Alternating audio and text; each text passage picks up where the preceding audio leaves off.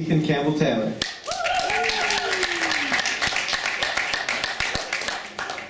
It's too short. Hi. So I think I've already been over the fact that most of you are pre-frosh and therefore most of you are in high school. So I thought it would make sense to tell you a bit about my high school experience because it was a very strange place, full of strange people and enough strange stories to fill an hour-long set. I don't have that long, please don't leave.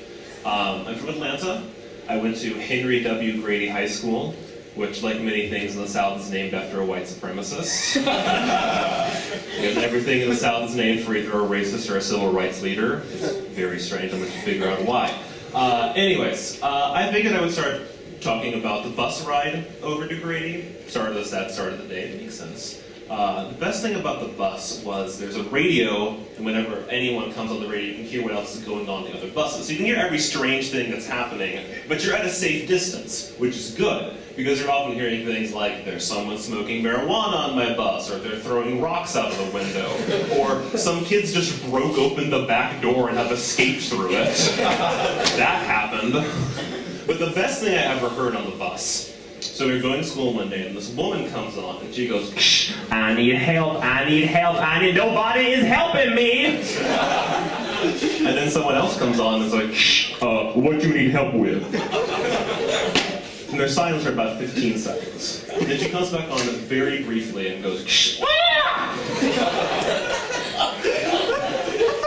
Yeah, so I'm not really sure what happened there. No one came on afterward and asked any helpful questions. Is everything okay? Or did you just get attacked by a giant space chicken? Or nothing. It was like the bus drivers knew they weren't going to get a response.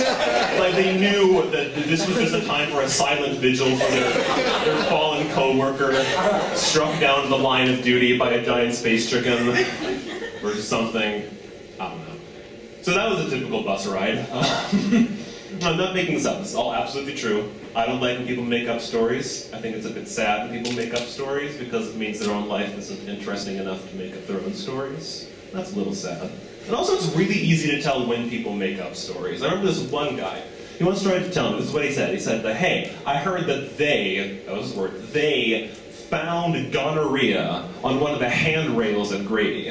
That they found gonorrhea on a handrail. That's gross and also obviously not true. There's no way that's true. But it's not the gonorrhea part that bothers me, or the handrail. I mean, those are both unlikely, but it's well within the realm of possibility. It's the found. You found gonorrhea. Why were you looking for it? Because you'd have to be looking for it. That's not something you just stumble upon. I mean, like, if you walk into a classroom and there's a squirrel duct taped to the wall, that's a really obvious thing. If you walk into a classroom and there's a squirrel duct taped to the wall, you're going to be like, what the fuck? There's a squirrel duct taped to the wall. How did that get there? I am not prepared for this. That's not how it is with gonorrhea. Also, and who is they?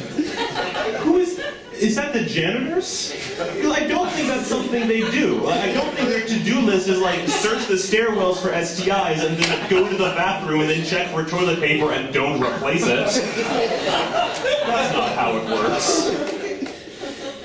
Here's something dumb I did when I was at Grady. So my freshman year, we're in gym class, and we're outside. We're supposed to be going around the jogging track. That's what we're supposed to be doing. My best friend and I had other ideas. Namely, let's see what the teacher will do if we take this giant tire and roll it around the track with us.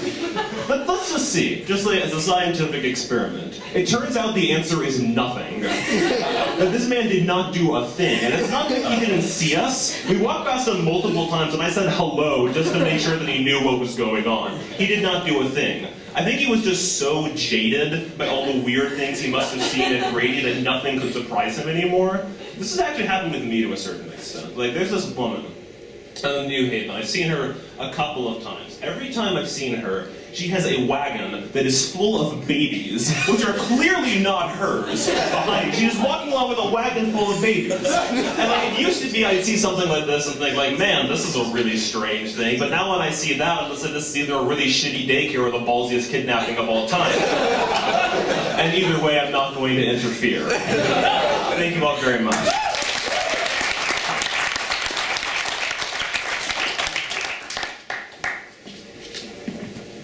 That was far too comfortable. Thank you, Ethan.